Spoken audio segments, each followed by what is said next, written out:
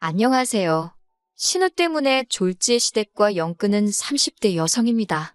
남편과는 대학교 시절에 동아리 활동을 하며 알게 된 사이예요. 이후로 한 1년간 가깝게 지내다가 남편은 군대에 갔고 저는 미국으로 유학을 갔습니다. 이후로는 한동안 연락이 닿질 않았고요. 그러던 어느 날 친구 한 명이 남편이 제 소식을 수소문한다는 이야기를 전해주었어요. 저만 괜찮으면 제 연락처를 알려줘도 되겠냐 묻길래 그러라 했습니다. 저도 종종 남편 생각이 났었거든요. 그렇게 연락이 닿은 남편은 어느새 어엿한 직장인이 되어 있었습니다. 대한민국에서 몇 손가락 안에 드는 대기업 인사팀에서 일하고 있더라고요. 당시 저는 서울에 있는 상급종합병원 기획팀에서 근무하고 있었고요. 이후로 매일같이 남편이 연락을 해왔습니다. 회사와 저희 병원이 멀지 않다 보니 커피 한 잔, 맥주 한 잔 그런 약속을 거절하는 것도 쉽지 않았네요. 그래서 솔직히 한동안은 남편이 귀찮기도 했는데 남편은 눈치도 없는 사람 마냥 거의 반년을 한결같이 들이대더라고요. 그런 남편에게 결국 제가 마음의 문을 열면서 저희는 진지하게 사귀게 되었습니다. 이후로 2년의 연애 끝에 남편이 프로포즈를 해왔지요. 남편의 부모님, 그러니까 저희 시부모님은 작은 식당을 운영하셨습니다. 하지만 남편과 제가 한창 연애 중이던 시기에 여러 가지 사정으로 식당을 접으셨지요. 남편 말로는 노후 준비는 그럭저럭 되어 있다 했는데 솔직히 지금 생각엔 언젠가는 시댁으로 목돈이 들어갈 일이 생길 수도 있겠다 싶어요. 식당을 접으신 이후 지금은 별다른 일은 하지 않고 계십니다. 그나마 다행히도 월세 나오는 오피스텔 하나가 있어서 거기서 나오는 돈으로 그달그달 생활하고 계세요. 남편에게는 3살 어린 여동생도 한 명 있는데 신우에 대해서는 할 말이 많기도 하고 없기도 합니다. 무슨 뜻이냐면 솔직히 저는 저희 신우만큼 운이 좋다고 해야 하나? 아무튼 신우 같은 사람은 본 적이 없어요.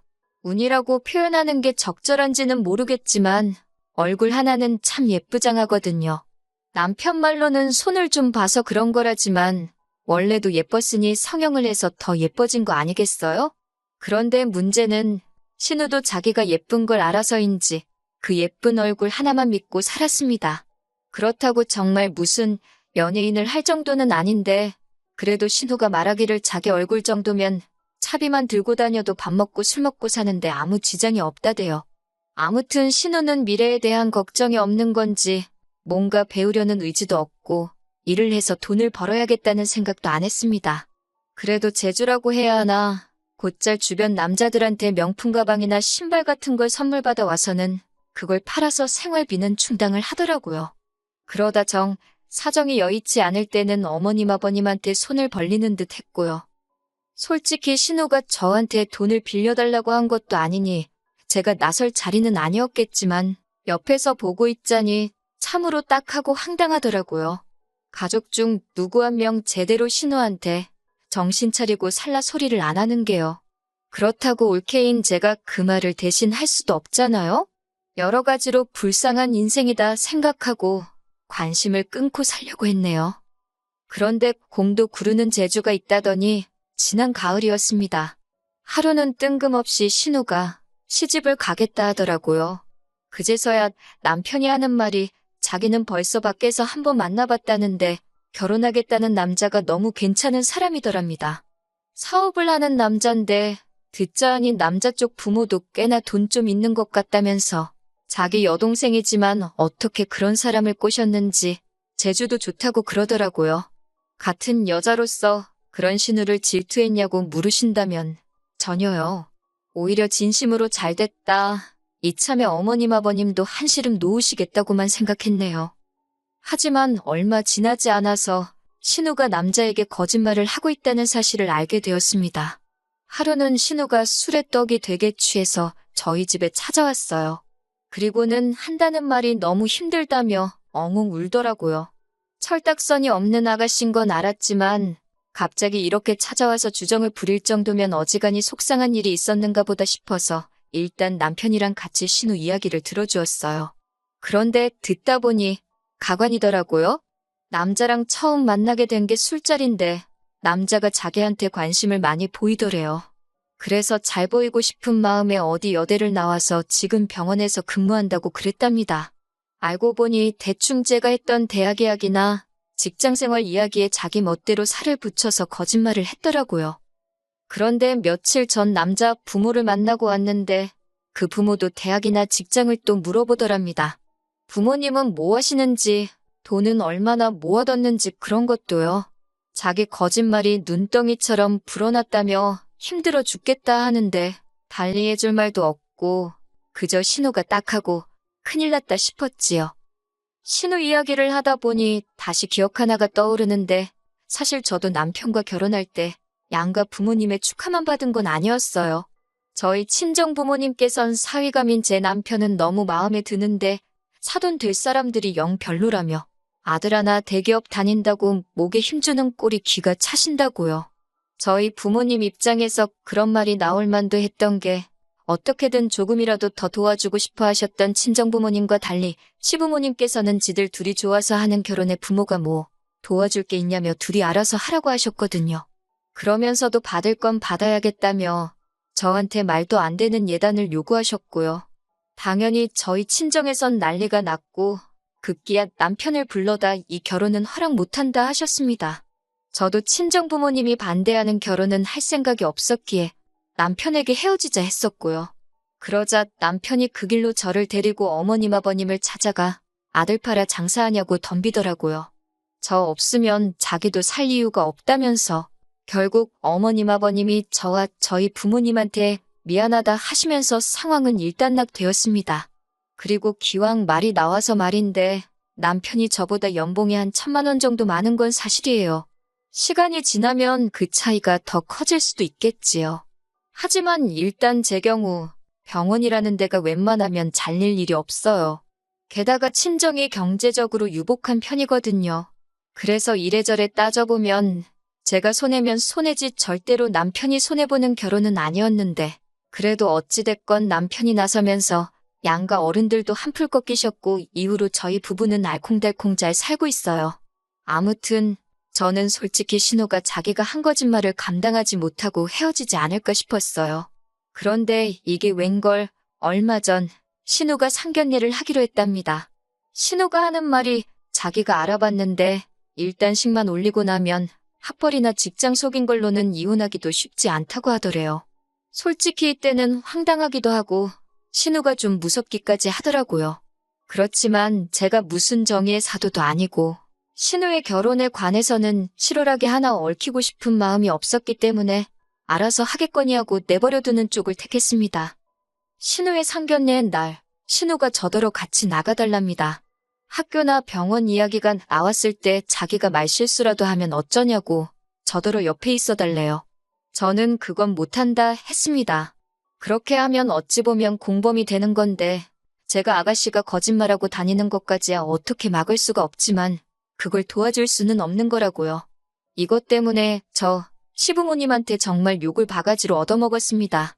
신우가 좋은 사람 만나서 시집간다는데 심보가 고약하다는 둥, 질투하냐는 둥, 별의별 소리를 다 들었네요. 어머님이 저더런 네 친동생이었어도 그랬겠냐 하시는데 제 친동생이었으면 진작에 머리털 다 잡아 뽑아놨을 거라고 받아치고 나서야 잠잠해졌지요.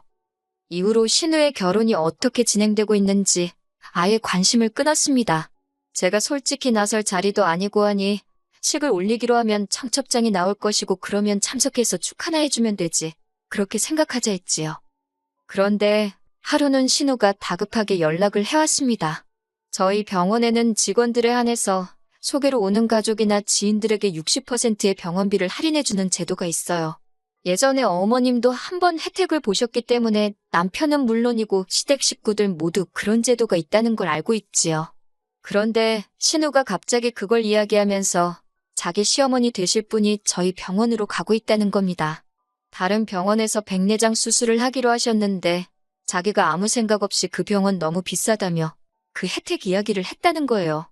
자기는 돈이 없으신 분도 아니고 해서 할인받자고 병원을 옮기실 줄은 몰랐다면서 그러면서 저더러 일단 제 이름으로 할인 좀 해달랍니다. 자기는 지금 지방이라서 병원에 쫓아와 볼 수도 없다고. 이게 무슨 말도 안 되는 상황인가 싶어서 황당하기 짝이 없더라고요.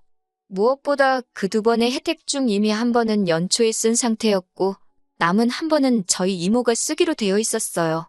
복잡한 치과 치료라서 돈이 많이 들기도 했고 그런 걸 떠나서 진작부터 이모한테 쓰게 해드린다고 약속해 놓은 상황이었으니까요. 신우한테도 알아듣게끔 상황 설명을 했지만 신우는 막무가내였어요. 자기가 시어머니 될 사람한테 개망신 당하기를 바라냐면서 저도 신우의 그런 태도에 화가 많이 났고 결국 개망신을 당해도 어쩔 수 없다. 내 입장에선 이모랑 한 약속이 더 중요하지. 이렇게 막무가내로 나오는 건 들어줄 수가 없다고 칼같이 선을 그었네요. 그리고 무엇보다도 아가씨 거짓말에는 조금도 얽히기 싫으니 와서 아가씨가 직접 해결을 하던지 하라고요. 그리고 결론부터 말씀드리자면 그 남자 쪽 어머니란 분 보통이 아니시더라고요. 이미 상황 파악을 다 했다며 신우를 통해 알려오길 병원에 백내장 수술하러 온다는 것도 핑계에 불과했고 사실은 신우가 진짜 병원에서 일을 하는지 확인하러 온 거였다대요. 그뿐만 아니라 신우가 나왔다고 한 대학교에 가서 졸업생 이름에 신우가 있는지도 확인하고 왔다고요. 여기까지 듣는데 저는 솔직히 소름이 다 끼치던걸요. 시어머니 될 사람이 내 뒷조사를 하고 다녔다니 상상만으로도 끔찍하잖아요. 하지만 신우는 그쪽에다 대고 왜 내 뒷조사를 하고 다녔냐고 제대로 따져보지도 못한 모양이었습니다. 그도 그럴 것이 신우가 벌려놓은 거짓말이 너무 많았으니까요. 솔직히 저는 오히려 그쪽에서 신우 머리채 안 잡은 게 용하다 싶대요. 이 일로 저는 또다시 시부모님한테 정말 욕을 있는 대로 들었습니다. 애시당초 신우가 거짓말을 했다는 사실은 아랑곳하지 않으시고 이 모든 게 마치 제가 신우한테 질투를 해서 협조를 안 해줘서 신우가 파혼당했다는 식으로 말이지요. 그러자 남편이 또 한 번 나서서는 어머님더러 부끄러운 줄 아시라고 소리를 지르대요. 딸이냐고 하나 있는 거 단속도 안 하고 지멋대로 살게 내버려 두실 때는 언제고 이제 와서 시집 못 가는 걸 누구 탓을 하냐고 말이에요. 그러면서 남편이 이제 자기도 전부 다 포기라고 악을 썼습니다. 어머님 아버님한테도 실망이고 신우도 동생만 아니면 욕을 퍼부어 주고 싶다며 다들 정신 차릴 때까지 연락하지 말라고요. 저는 솔직히 남편이 제가 하고 싶은 말을 다 해줘서 고맙기도 했고 끼어들기 싫어서 그냥 가만히 듣고만 있었습니다. 그러자 얼마 뒤 그렇게 저를 못 잡아먹어 안달이실 땐 언제고 어머님이 한번 만나자며 연락을 해오셨어요. 하신다는 소리가 저희 친정의 이야기에서 어디 격리 자리라도 하나 소개해주면 안 되냐입니다. 어이가 없어서 어머님께 신우한테 돈 관리를 맡기라니 고양이한테 생선을 맡기는 꼴이지 않냐고 되물었네요. 이후로 벌써 몇 달이 지났고 왕래는 없습니다. 가끔 신우가 죽는 소리 하느라 남편한테 전화는 하는 눈치더라고요. 그런데 남편의 단호한 태도를 제 눈으로 벌써 2번이나 봐서 그런지 별 걱정은 안 되네요. 앞으로도 남편만 믿으면서 살면 될 것 같습니다.